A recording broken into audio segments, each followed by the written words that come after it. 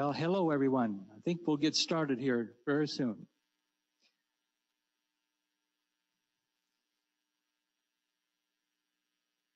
So these sessions are almost exactly an hour, and they will be recorded via computer and maybe a camera too. I'm serving. Again, I'm George McKeever. I'm Director of Admissions at Calvin Community.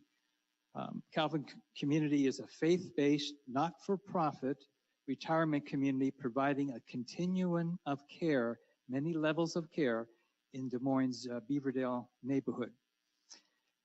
And I'm one of 195 employees at Calvin Manor, and I feel I'm very, very lucky to be able to get up and mix with the public, because there's 194 people back there working hard. It's a very labor of love, labor-intensive kind of field. So I'm just blessed to be able to work at a place where people live. It really is a privilege. Now, as part of our mission to serve older adults, we have collaborated with some other community experts to deliver this whole series, Embrace Aging. And we've had four sessions out of 7. And if you want to learn more about the sessions that we've already had, I encourage you to go to calvincommunity.org or the Facebook page also. Now, next week, next Tuesday, right here in this room at 12 noon, we will have a social worker named Jake Lee, and he'll be talking about what advice he would give from the emotional adjustment perspective for dementia care. And the whole series will wind up we'll skip a few weeks, get to April 18th, and we'll have that session here again in this room at 7 p.m., April 18th. That's a Wednesday. No, it's a Tuesday. And we'll have Ann Basting, and she'll talk about the value of the arts to dementia care. And she is quite the expert on storytelling also. Now, thanks here to the American Enterprise Group for underwriting this whole series. Thanks also to the Alzheimer's Association, Arbor Springs, Broadlawns Geriatric and Memory Center, the Hale Group, Syverson Strege and Company, of whom we have a representative here today, and Des Moines Pastoral Counseling Center, as well as Polk County, for sharing all their expertise for this series. Thanks again to DMU for hosting us and for taking care of us here. Now, today, let me introduce David Strege. David is a partner and senior fee-only planner at Syverson Strege and Company here in West Des Moines, and has been providing guidance to individuals about personal finances since 1981. David earned his BSBA in finance from Drake University. He earned his CFP certification in 1982, and in 2008, he served as chairman of the board of directors for the USA Certified Financial Planning Board of Standards. In 1987, David received the Chartered Financial Analyst certification to better assist clients with their investment portfolios. He earned the Certified Kingdom Advisor designation in 2017. And briefly, in 1997, the Central Iowa chapter of IAFP presented David with the Rick Jorgensen Award. This award is presented annually to the financial planning professional who exemplifies excellence and high standards in the field of financial planning and community service. Worth Magazine has listed David as one of the top financial advisors in the United States. Currently, David serves on the board of directors for the National Endowment for Financial Education, where he's currently in his second 3-term stay with them. Welcome and join us. Join a little hand here for David Strege. Thank you. Thank you, George. Appreciate it. Well, good afternoon. So what we're going to go through today is we're going to focus in on one particular topic on financial issues for the elderly.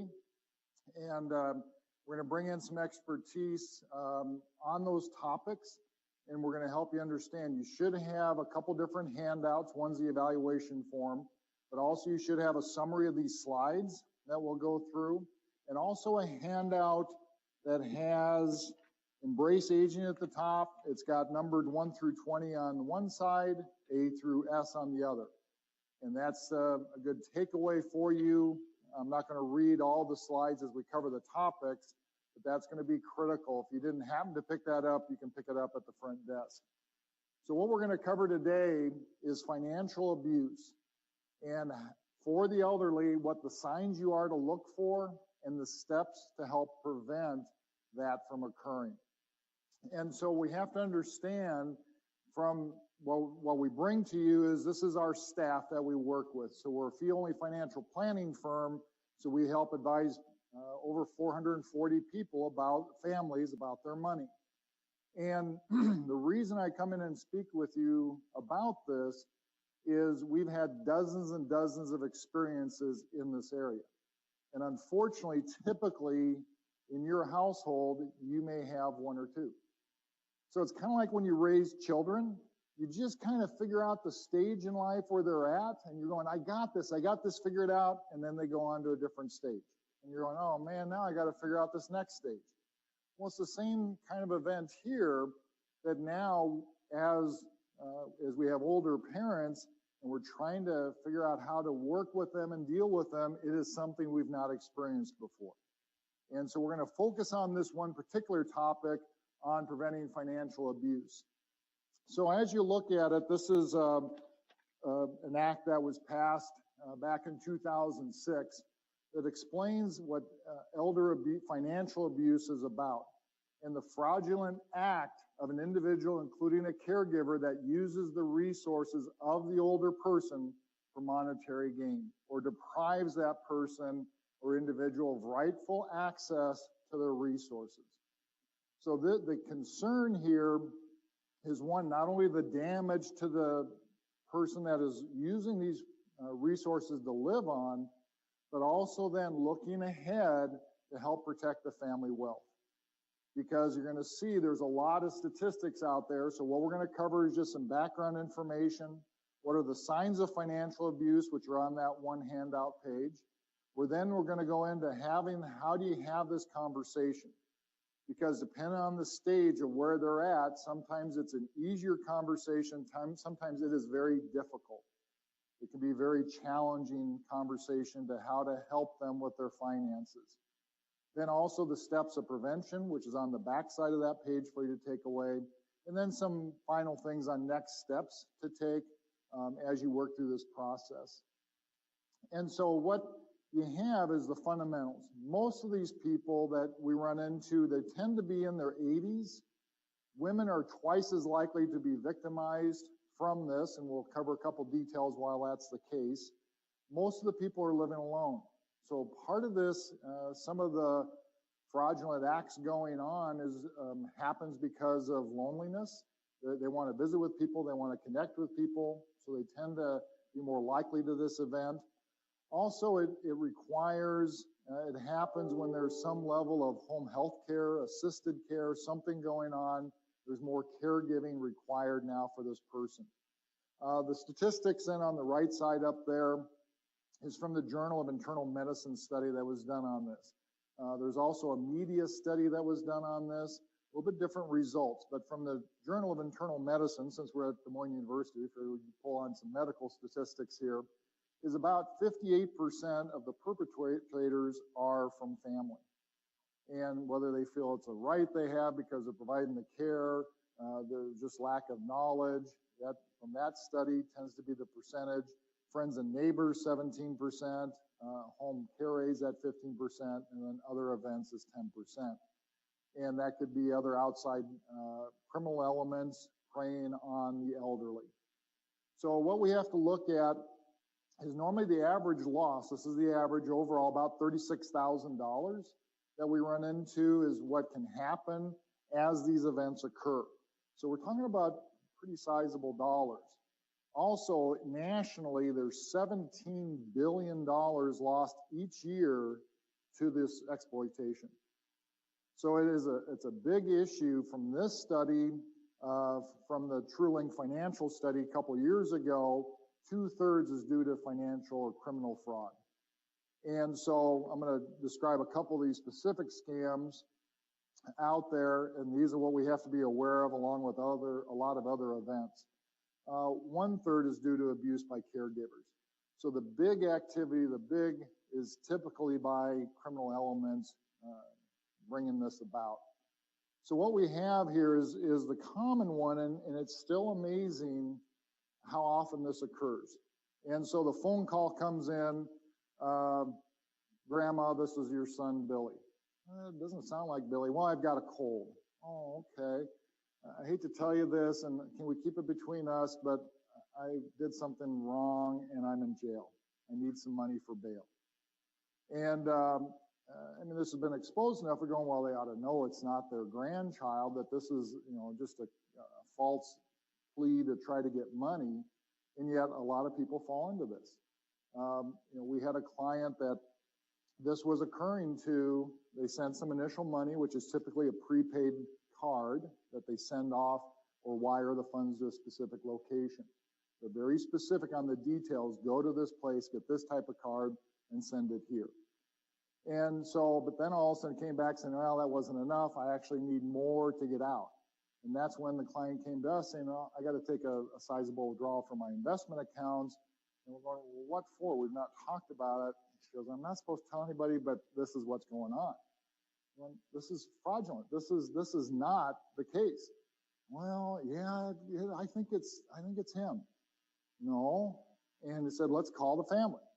He goes, no. He said, we wanted to keep this private. And so we went out to her house and said, and tried to talk her through it. Said, this is a criminal activity. This is not your grandson.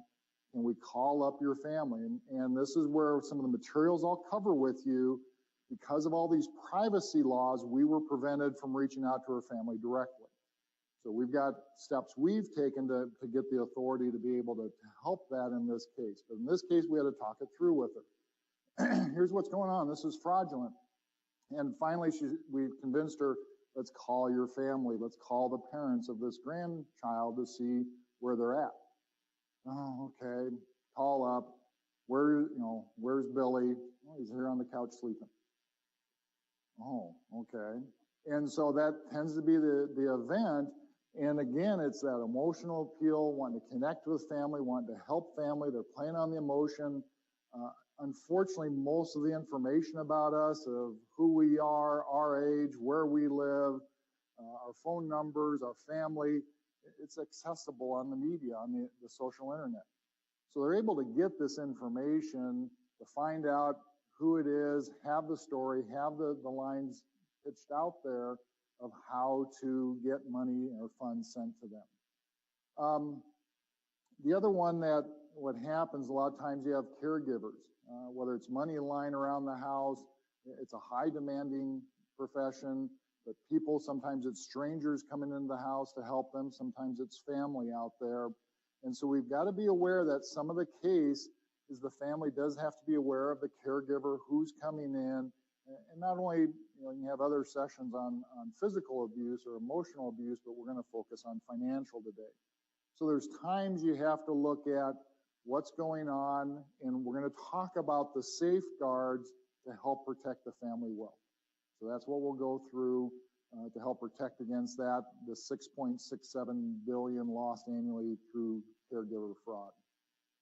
Also, when we understand the background, is a lot of people say, well, this isn't going to happen to me. I'm educated. I'm pretty up on things. And yet what shows is that they're more comfortable moving large sums of money around because of their sophistication and education. So when they make an error, it tends to be a very large error. So way beyond this 36,000, a great investment opportunity, a great approach, a new business, and all of a sudden they lose hundreds of thousands and not millions of dollars. One author that we follow quite a bit did an article. He actually wrote the book called The New Retirementality, Mitch Anthony out of Minneapolis. And he lays out on how he, and he's a little bit older than I am, and his mother essentially lost all their wealth on an investment scam. And he goes, this is tough to admit. He says, I've been writing about money for decades, and here I got taken in. And so again, he's putting that education out there as somebody who's sophisticated, has the knowledge, should be avoiding these things, and he got taken into it. And so he's got some very good articles on even the sophisticated, educated seniors losing large amounts. Also, again, as I talked about the loneliness that happens if somebody's at home by themselves, whether they've already lost a spouse or not. But now, if they tend to be more extroverted and they like socializing, they tend to give people the benefit of the doubt, and they have about 4 times as much loss to financial elder abuse as other people. So if you're skeptical, I guess at times that works out okay. But you got to dig in and ask questions and bring in other people. And so the reason I showed our firm and talking about having done this dozens of times, the theme of today is this. One, there's a lot of good information out there and we have to seek it. I'm going to help share with you the sources of knowledge available. 2, it's the collaboration. So I'm a financial planner. I'm not a physician. I can't talk about the medical side of this. I'm not an attorney. There's some legal sides of this that have to be addressed. But also as the financial planner working with people and their money, we see this, we looked at how do you work through it, both in good and bad situations. And so it's that collaboration among all these different people. The caregivers, the person, if they're mentally competent, their involvement in this discussion, the attorney, the tax preparer, the financial planner, the physicians, all these people working together, and that takes communication. So this isn't one of those things that we can just kind of let it slide by and hope it goes away. It won't go away. It's going to get worse and worse because, unfortunately, the criminal elements are getting better and better. And so they're going to have the ability, you know, the stuff today will become obsolete and they'll come out with new scams. So we've got to keep educating, communicating, working as a team to help the elderly person in this case that's needing the assistance and this whole team of people working together for their benefit. Okay? So also what we run into is people that are very thrifty. You know, that have accumulated their wealth by spending way less than they make, setting it aside, cutting expenses. Unfortunately, if somebody comes out with an offer, we can save you this much money, let's do this. All it takes is this payment. Unfortunately, they're 5 times as more likely to be taken in by that because they're playing on their thriftiness in there. So essentially, it pretty well covers everybody. Okay, it's the challenge that we get into. Also, this whole series that you've been able to participate in, either in person or online, this cognitive decline that we get into. And we're all going to have challenges like this. You know, just the normal aging process, we are going to have a decline in our mental capacities. This summer coming up, I'll have be my 4th anniversary of having a stroke. So I understand that loss of function because I track my life as my profession is mental thinking and analytics and that. And going through the process where I was doing testing before that, enabled test after that, it's amazing when a part of your brain is dead because you've lost the blood flow, you've lost brain areas. Your brain tries to adapt to that and works around that, but still I could see the marginal areas where I got affected. Mine was mostly a physical area of the brain, so I'd lost sensation in the right side of my body. Didn't have the facial drooping, didn't lose ability to speak, but it was just like my whole right side of my body had fallen asleep, was numb. And didn't know what it was right away. The MRI showed a stroke. So I understand this capacity. Now we have it through this whole series talking about cognitive decline, and we've got about 5 million people that we understand currently have the disease. The testing's getting better out there, and so this education helps understand that and the roles. You know, if you're here last week, you know, I appreciated the presentation by the panel up there, helping understand those steps by both those that have it and understand it and the caregivers. Because that's one of the things, that's obviously they're having good communication. They were able to share some of that stories. So we're going to dig into the signs of elder financial abuse. And I'm not going to read every word up here. You're going to have this page, it's the two-sided page to take home and reference. And this is going to be a scary list because what you're going to find is that some of this already applies to all of us. Okay, so when we run into this, it's going to be a scary proposition, but we're trying to avoid, typically it's going to be the woman that has been widowed or doesn't have and they're being taken advantage of. And it's how to handle this, how to recognize this. So as we go into these different areas, what you're going to run into is, do they show signs of forgetfulness? And it depends on who handled the financial matters in the household, whether they are comfortable with this area or not. But one of the first signs and studies this National Endowment for Financial Education board that I'm on. We've done a number of studies on cognitive decline. The last time I spoke at the Embrace Aging series, I pulled on that, some of their statistics. And one of the first signs is in that bill paying area. They have a great video out there, which I couldn't show last time because it was hadn't been released yet, of they're giving somebody 5 bills, 5 checks and envelopes, and they say, pay these bills. And they could not work through that process. They struggled to work through getting confused even with just 5 on the bill paying process. So, and to be honest, some people just have apathy in this area. And we'll talk about that as you go to identify those to help this person who should help in that area. So, are they not paying bills? Are they paying them twice? My grandmother developed a brain tumor later in life, and she'd been involved in small business accounting. And also when my parents went in, she'd been very meticulous on her check register. And then all of a sudden it was just a disaster. There was no way to know what her income or outflows were out. She was not keeping them in the check register. Okay? So that was some of the signs that there was something going on, just not the capacity to handle it anymore. Difficulty with familiar tasks. There's times that we've dealt with clients that we know they're having cognitive decline, and we have to start offering to go to their place. We're just amazed they get to our office and back to their place at times. So we said, can we come meet you at your place? So you've got to start doing those things. Their disorientation, impulse buying, because what's happening is they're making some poor judgments out there. They're doing decisions without forethought. They're not able to connect the dots real well.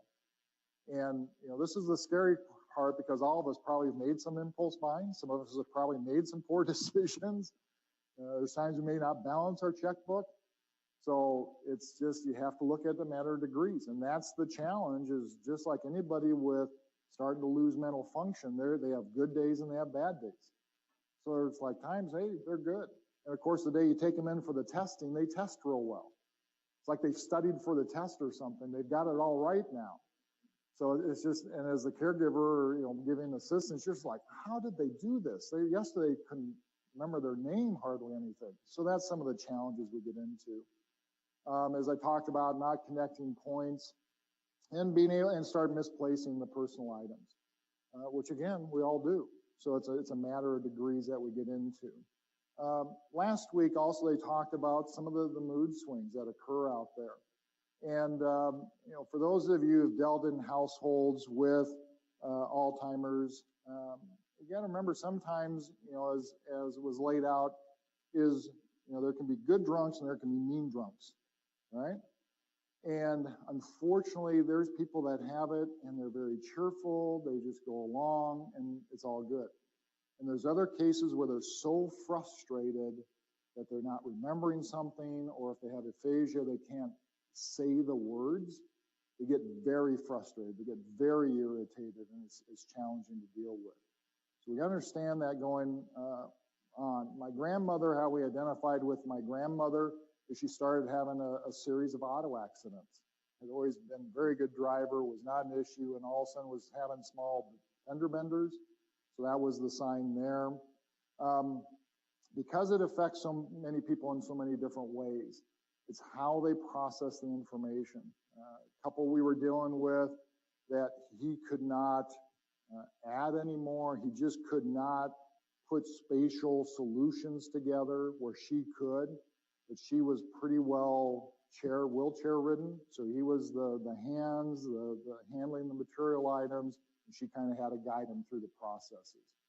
So, and so you just run into different scenarios that occur. Also, as somebody has expertise that they've dealt with, how well they recall that. Are they able to pull it up?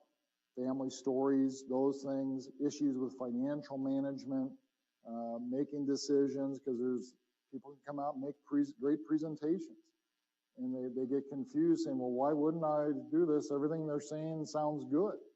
It may be good, but is it correct? Is it right for their situation? And that's part of the problem. The other sign is where you get into a lot of sticky notes all over the house. Because part of the cognitive decline process is we learn to adapt. That's called experience. We learn our mental processing speed decreases. Actually, it's after about age 29. It's pretty amazing how it does start declining. But what happens is because we learn to adapt, we learn how to get around it. So some comedians kid around how old men shuffle along. Well, they're adapting to that physical loss of ability for balance and able to catch themselves. So they tend to have a slower stride, a shorter stride to help not have problems. We apply mental tricks. I have to put my keys into a certain place. I know they're supposed to be there. Okay. Or if I got to take something with me, I put it in place with my keys. I got to remember to take this with me. Okay. That's all some of the things we apply, but if you start seeing sticky notes or some of those things all over the house, that's a sign to be aware of. Difficulty pronouncing familiar words, unknown, having conversations with new people, unknown people. One of the promos that we put out for this session is Kiplinger put out a report on when your parent has a best new friend. And that's a tricky balance. And it's a very good article. It's on social media out there through Kiplinger. And it goes through that issue because sometimes that can be a relationship scam to get money. And it's challenging as a child because you're going, yeah, you'd love, to have your parent be in a good supportive relationship to help them through their aging process. But if all they're really trying to do is scam for money, that's a difficult balance. And the article does a good job on that. You got to be careful when, how to determine what's going on here. Some of the signs that the article talked about is when the person says you shouldn't talk to your son or daughter anymore. That's a dangerous sign. They're purposely trying to shut out the family so they won't be discovered. Okay? And we've had stories like that where they're essentially told, nope, you ought to do this, and don't call your kids, don't talk to the kids. And so at times, what we have to do is recommend, can we have somebody else in on these discussions, some other person to hear what's going on? Because that's that tricky balance of, are they really looking out for the person's best interest, or are they all out after a financial scam here? We'll talk about some ways to prevent this on large withdrawals, because that's a dangerous sign when large transactions start occurring that wasn't part of the plan. What we do in our firm is we've got a couple of forms that we set up here. And so one is the ability to share private information in unique circumstances. So the client, because of all the privacy laws on financial institutions, if a child calls us up and says, Mom and Dad have been in an auto accident, who's their health insurance with? We can't tell them. Because of privacy laws, we can't tell them. Okay, which is kind of frustrating because obviously they're in a critical need here. So what we do is we have the client say, no, you are allowed to release such information to these named people, whether they want restrictions or not. But what is the information we can share? What events need to have happened to occur, and who's the person, and what's the identifier we can use for them? So we go through that. So we can, now if the child calls up, we can tell the child, mom and dad's health insurance is with Medicare and their Medicare supplements here. So we can at least help them in those short-term situations. It's a short-term situation until somebody's in official capacity. Either as a power of attorney, medical power of attorney, executor. Those events, we can work with them. They're named. But it's this in-between phase that the problems occur. Okay? The other one we dealing with large withdrawals and these scams is also we have what's called potential incapacity form that the client signs off on and says, okay, if I'm doing something that doesn't make sense, send me $1 million, I've decided to bury it all in pennies in my backyard. Really? Now where we had this discussion before. So now we can go out and have a discussion. The first phase normally is having a discussion with the client. Let's talk through this, what's going on. They may, again, be having cognitive decline, a bad day, coming out of anesthesia. It's a true scam. They've been kidnapped. Okay, any number of situations occur where we can have a discussion with them. If it's still something's not clicking, again, we're not medical professionals. We can't make this ruling, but we're trying to help protect their wealth and family wealth. So now we can have the discussion saying in the second level is they've given us the right to visit with certain people. If it doesn't make sense, we can call son or daughter and say, can you check on mom and dad because something's not clicking here before we send out this large distribution. Okay? And again, it's a safeguard. It's a safe measure that we're taking here. It's their money. They have the right to do with it whatever they want. But let's make sure that something strange isn't going on here, a big scam or something. And we'll talk about other ways to help prevent that. Items or cash missing from the household. That's what people normally jump to on a caregiver being in there, that things are starting to miss, jewelry and those type of things, having that inventory. Also, they start changing their legal documents. That's a sign of also somebody got named that you didn't know, saying what's going on here.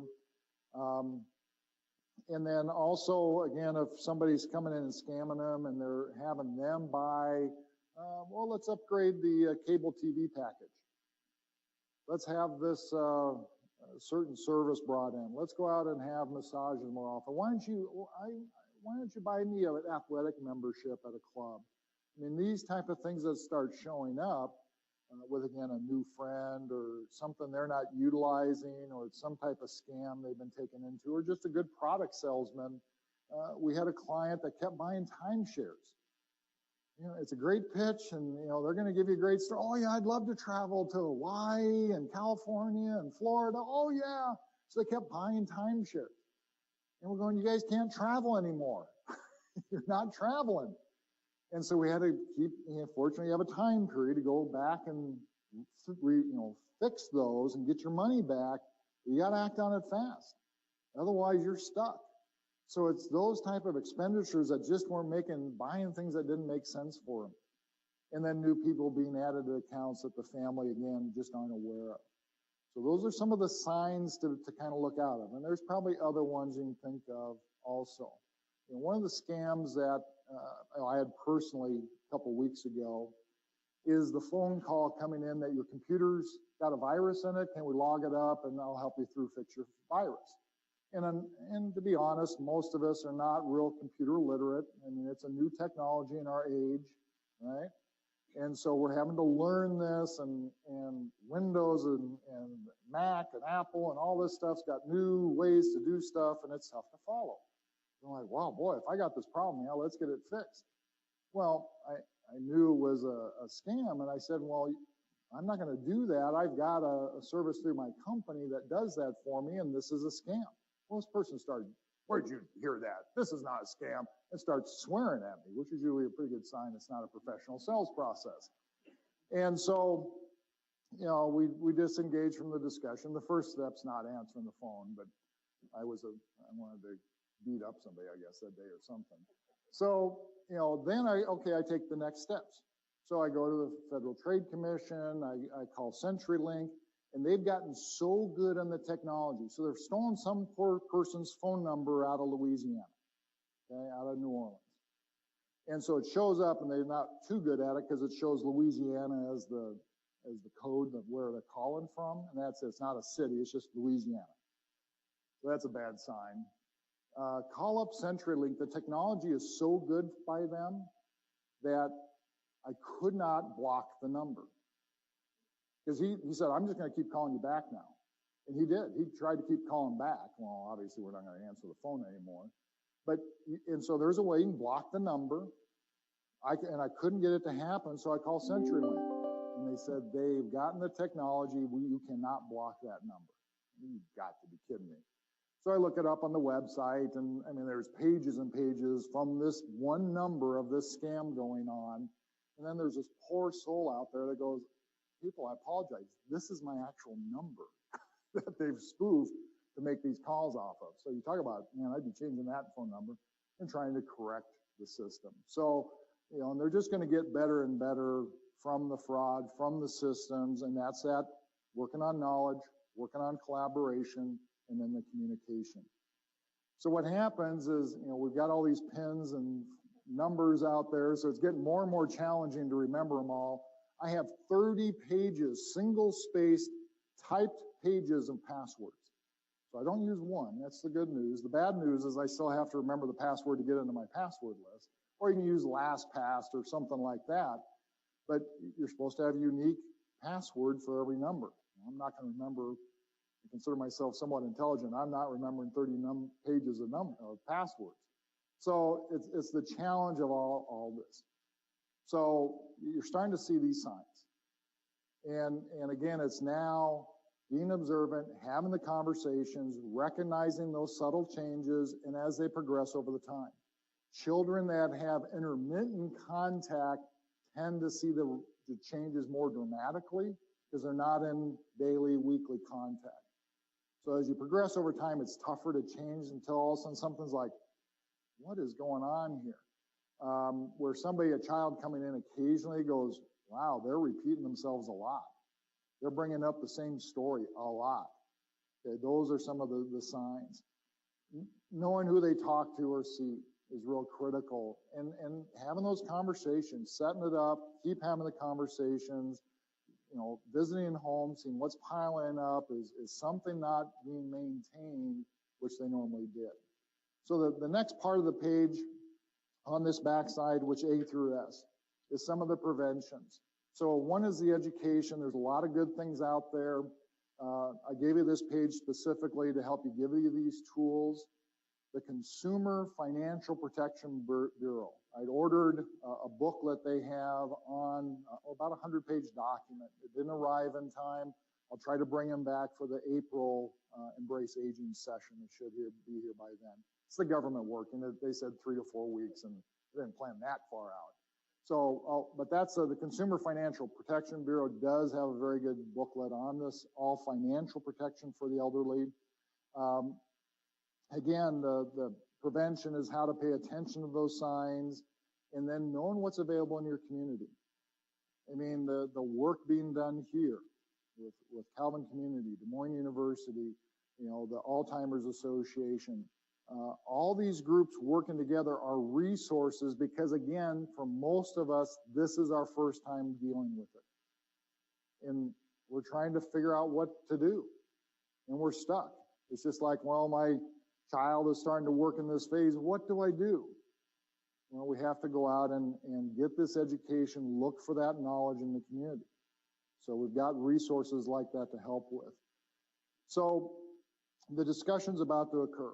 And a couple of tougher discussions is you got to come from it as a loving child or a spouse, and how to start having the discussion. It's about as tough as giving up the right to drive the car. I mean, we've grown up in a pre-independent society, and having the discussion with a parent, we need to have you stop driving by yourself. And that's a tough one also because of that independence. That probably bothered some of our clients more than having somebody kind of take over the bill paying and the management.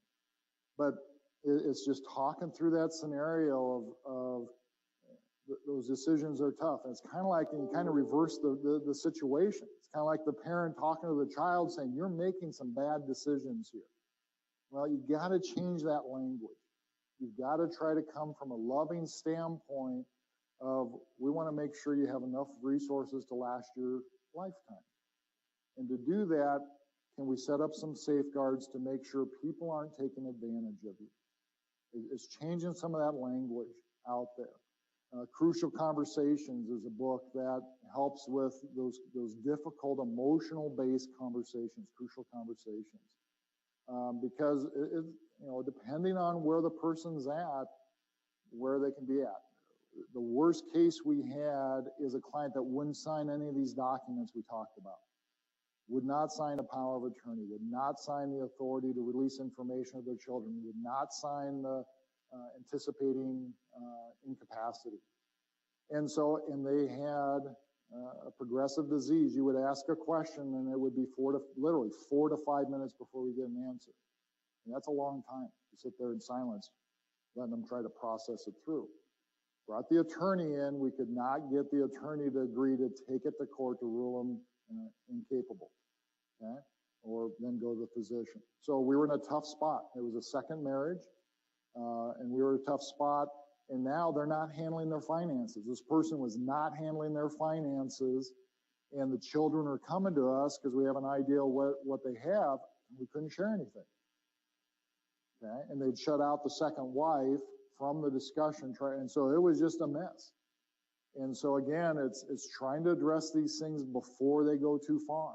It's the same decision as moving into a retirement community, assisted living, skilled care, typically assisted living and retirement community.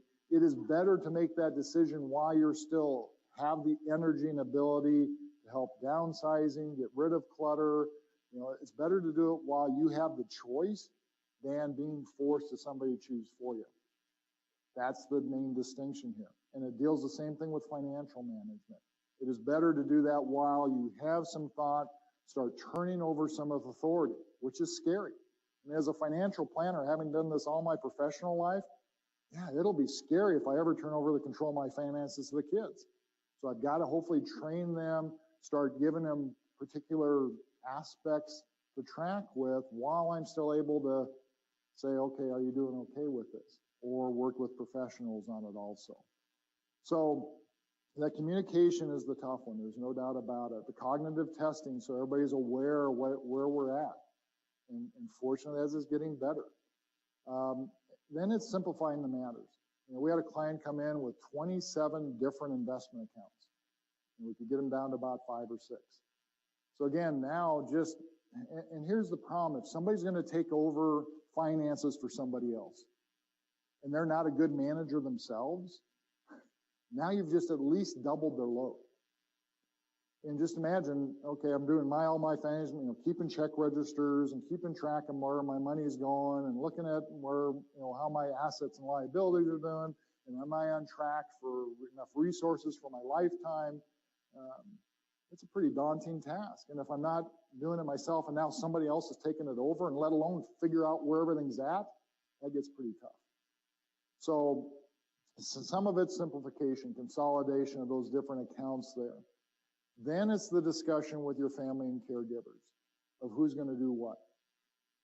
Once we get, and it's best to have some of this occur ahead of time, but if we have family members or caregivers or professionals agree who's going to do what, who's going to write the checks, who's going to get the bills, who's going to look at it, reconcile it, bring in other family members for verification that this is the right decision. So it's that agreement, and then you can write it out, document those roles. Get agreement on there of who's going to do it if we're going to have to take over mom and dad's finances, because they really can't. It's understanding where all these documents are at. Fortunately, we have in the digital age now, we can store most of it electronically. We don't have to keep as much paper now. So we can store things electronically and share it with each other if they do change their will, their medical power of attorney, their durable power of attorney. Investment-wise and bank account-wise, get duplicate statements. If there's a number of siblings, share the information with them all so everybody gets a chance to look, that nobody's taking advantage of mom and dad, whether it's another sibling doing it or that. And so again, now we have to develop good communication with our siblings. And if we've had relationship struggles before, obviously that gets tough. But we have to deal with some of that to make sure everybody's comfortable where we're at. When it works well. You know, when the mom and dad say, yeah, we need help here, and the kids are communicating well, we bring them in for family meetings, so we get everybody on the same page. We show them essentially the whole financial plan, because mom and dad have given us the authority to do so. And we share all that information. Yeah, they have enough to last their lifetime. Here's some investment changes that we recommend. Here's what we're distributing monthly for them to live on. And son Bill is writing the checks. Okay? So it works out pretty good when you got that cooperation, that collaboration working there. Limit account access and balances at banks. So a couple things these last two on this screen is talking about. He's now fortunate again with technology. Credit cards, bank accounts, investment accounts, you can be notified of transactions above a certain amount. So on my credit card, if my credit card balance gets to a certain limit, I get a ping. If I have any online purchases, I get a message. So if it's not my wife or I that did the transaction, I know I have some fraud. I got something going on. I can have that on bank accounts, again, withdrawal amounts, balances, investment accounts, get those notifications. And it's whatever the family's comfortable with. Is it $500? Is it $1,000? Is it $5,000? What's the notification on that? And then you can block other large transactions, which is getting wiser and wiser in today's events. And as I talked about, copy everybody in, have people watch the watchers, work with this team out there, and then there's a couple logistical things, specifics we'll talk about. If they're not going to borrow money anymore, and you heard the Equifax lost 220 million people's personal data, don't worry about that. Criminal elements already have all your personal information, okay? They already have it. It's just a question of when and how they're going to use it. Okay, so you got to be checking credit reports. If you go out to these agencies, these three agencies, and block and freeze your credit, they can't borrow under your name and social security number. So if they're not going to be borrowing money, go out and freeze their credit. If you have to unfreeze it, yeah, you got to pay $10 to $15 to unfreeze it. But if they're not going to be borrowing it, just shut it down. Then if they go out and all of a sudden try to get their 15th Yonkers card, it won't be issued. Okay, that's the other advantage. Now, obviously our society is more mobile. Families not together. They may not have families. So people go, what do I do? You know, I have children I can trust. I don't have a friend I can trust. Well, then you have to go to a bank, trust department, or what's up here is American Association of Daily Money Managers. Yeah, you're going to pay a cost for it, but it's probably going to save you a lot more money than being scammed out of $36,000 occasionally. Okay? So if you need help paying bills, handling some of the administration, you have to go to those agencies. A financial planner, if they don't have what's called custodial rights or trustee rights, which we don't, we're not a trust company or bank agency, we cannot take custody of client assets. We cannot write bills for them. Okay? So it takes typically one of these entities to take that over when family's not available. All the solicitations. So I talked about the credit freeze. You can go out also. If somebody's not going to check their credit report periodically, they can also buy a service. You hear about LifeLock and Identity Theft Shield. You're going to pay about $20 a month to automate that system. That system also should turn off credit card solicitations, which again, you can do manually for free. So I give you a list of sites here. If there's a fraud issue, if it's a big fraud issue, call your local police. Just report it. The Federal Trade Commission actually has a very good site on fraud. They have a very good consumer site, so the ftc.gov. And then you can go to the credit bureaus, the credit reporting agencies, and report it to. And if it's a common scam, the Secretary of the Iowa Attorney General office. So I give you that site information so you can have the do not call, so you reduce scams. Again, illegal entities, criminal entities don't care. They're going to ignore the law that they're not supposed to call you. They're still going to call. At least you can get off the normal solicitations. Also the opt-out pre-screen on the mailings, and that's the DM choice. So you can reduce some of the solicitations. So clients like that we know are not managing affairs, we send it now to their power of attorney or the child that's taken it over. We don't send materials to those clients, it just confuses them. So again, a couple other resources out there. A good friend of mine developed the system called Wealth Care Plan. So people are saying, okay, I need a process to work through here. Great information, but I'm kind of lost here, to be honest. Well, they've developed this whole system. There's a number of states that are setting up more and more elder financial abuse legislation. This system is to help design to work through the process through Wealth Care Plan. There's a lot of good free information on here, but there is a charge then for some of the process to go through. But it's going all the way through the basics. Do you have a medical power of attorney, durable power of attorney, which is financial management designee, wills, where's your documents stored? Who have you told where they're stored? I mean, all this administrative detail. Who knows where your wills are at? My dad died 21 years ago, couldn't find the will. Okay, and they moved out to the West Coast. I called 13 law firms before I finally found a firm he had talked to out on the West Coast. And they said, we talked about it, but we didn't do a new will. I'm back to square one. They'd lived in Omaha. I called up in Omaha. Sure enough, the law firm still had the original. Whew, thank goodness. But it took a lot of time and angst because he did not share where the originals were. So where they're at, where's your lock boxes, where's all that information? This helps starts working through the process to capture all that. So you're going to see more and more states are doing this. This is just a site to track the legislations going around as you're looking for it on preventing elder financial abuse. And again, unfortunately, we have people that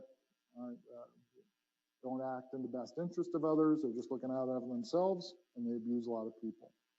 So I'm going to end here and open up the questions. I talked about the last part is just a number of documents together, but I'll open up the questions from the group.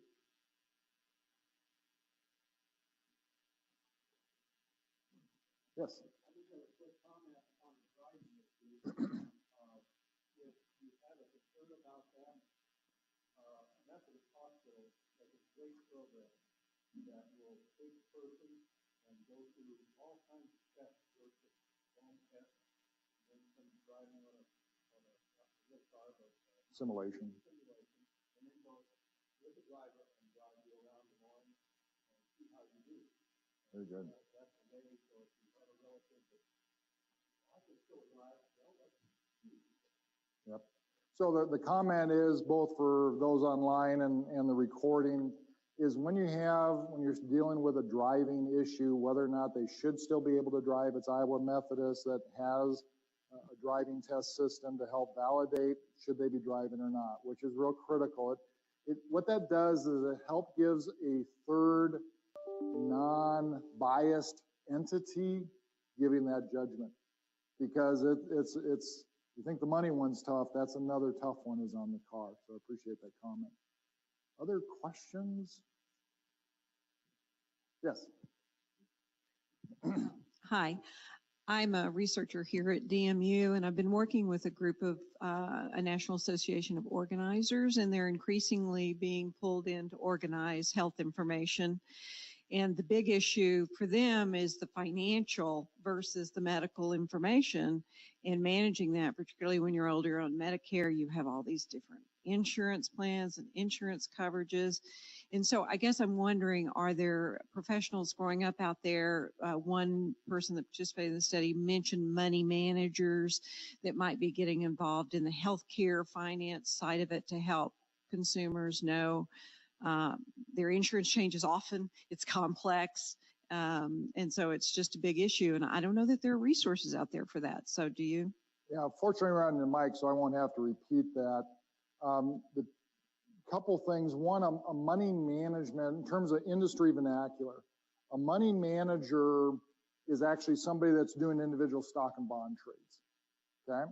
So unfortunately, our industry uses a lot of terms: financial advisors, wealth managers, financial planners, stockbrokers. You got all these different names being used out there. And so again, all those industries do have all this financial institution privacy regulation. If they get the client to sign off, they can have the information shared with, that type of organization that's saying, let's understand what's going on here. And again, it's a lot of the public don't really have a comprehensive planner. And that's not a real common scenario. They're tending to do pieces here and there, so they end up with not a coordinated plan. So a lot of the public doesn't have a consolidated place. There's software out there. There's a number of relatively inexpensive services that are getting better. Personal capital, you need a budget. There's a couple other ones that capture the in and outflow of dollars. But most of them aren't capturing the insurance and what type of coverage. They still have to do it themselves. So it's an issue. Now, organizations like this are going to be able to get banks, trust departments, firms like ours that are looking at the full picture. We have it all, and we're able to share it once we have the clients sign off. So it's who are those lead advisors, and then this daily money manager. The other one is if they get into this wealth care plan. That it doesn't get into the nitty gritty I think your group's looking for. Part, according to these professionals that get drawn into it, are about reconciling the bills with services provided for health care and knowing what are the out-of-pocket and self-pay, and just trying to handle all that financial information as it increases exponentially as you get older and have more health issues.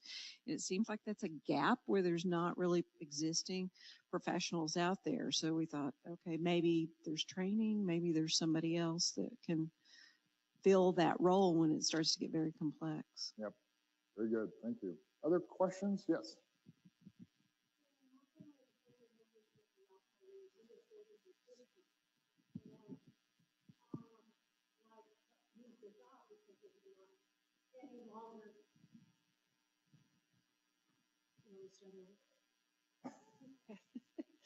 In my family, the family members get the Alzheimer's in their 40s, 50s, and they lose their jobs. They can't hold their jobs, so they've lost their financial retirement. And you have a younger spouse with children, and to take care of the person with Alzheimer's is going to take a tremendous amount of money, and there is no longer going to be resources needed for the family. Is there any help for that kind of situation? Because it's prolific in my family.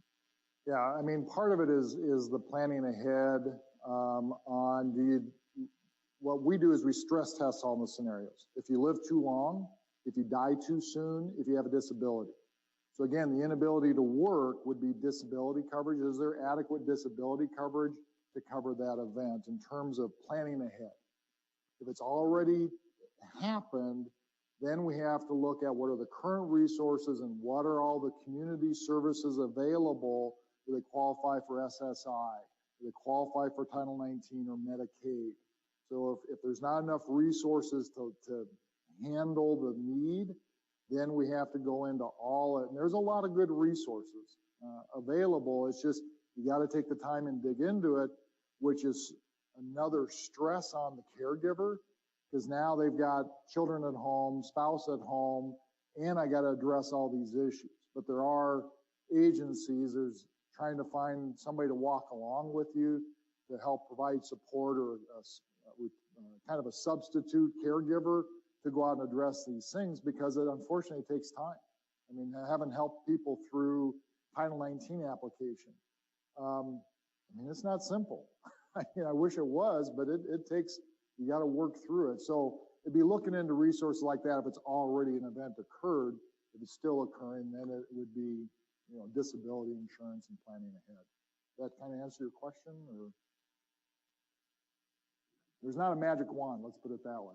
There's not a place to go to start to get help for them, because they don't qualify for Title 19 because they were so astute at saving and things like that, right. But it's going to disappear. It's very expensive to keep the person. So there's a number of a planning firm like ours would help. There are attorneys, and again, I would be looking at Title 19 elder care specialty attorneys that can help address the issues also. I mean, they can, because they're looking at how do I prepare for somebody, whether or not they should apply for Title 19. is one of those events, and it depends on assets available, all the things that are disqualifying them. How long will the resources look? And then what will lifestyle look like once we're on Title 19? And that is working through those scenarios of what's that going to look like. Okay. Question up here, and then that'll be our last one.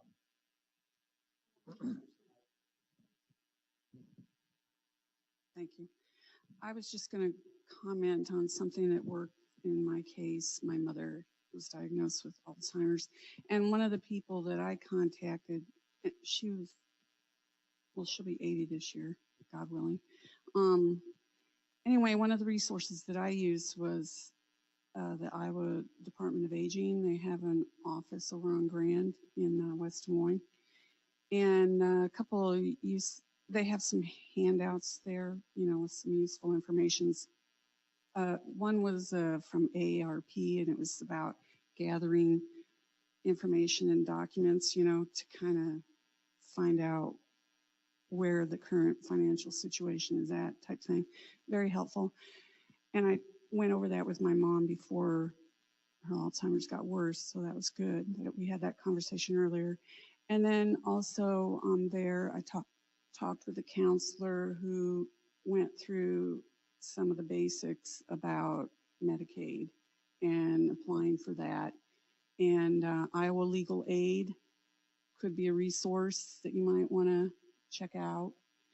And we did contact an elder law attorney because I have a stepfather still at home. And then you also might, you'll learn that the spouse at home, even though after they qualify for Medicaid, they still get to keep some resources and some of the Social Security benefit of the person in the care facility. So, I mean, there's a lot of resources out there. So just keep working at it and trying. And it's been quite a learning experience, unfortunately, but Very good. knowledge is power, and there's a lot of information out there. So. Yeah, and I want to thank you all for coming in, increasing your knowledge in this area. As you have other topics, we focused in just one financial area, which is on elder financial abuse. There's a lot of other both legal and financial areas we can dig into in this area. But as you have topics on that survey that you fill out to help give feedback to the Embrace Aging, give them topics. Share with what you want to get into more specifically. This is your forum. This is your opportunity to say, here's what we need to learn on. We can't cover everything at each specific session, but that's why they're here. That's what this is all about. So very good job. Glad you all could attend, and have a great rest part of your day.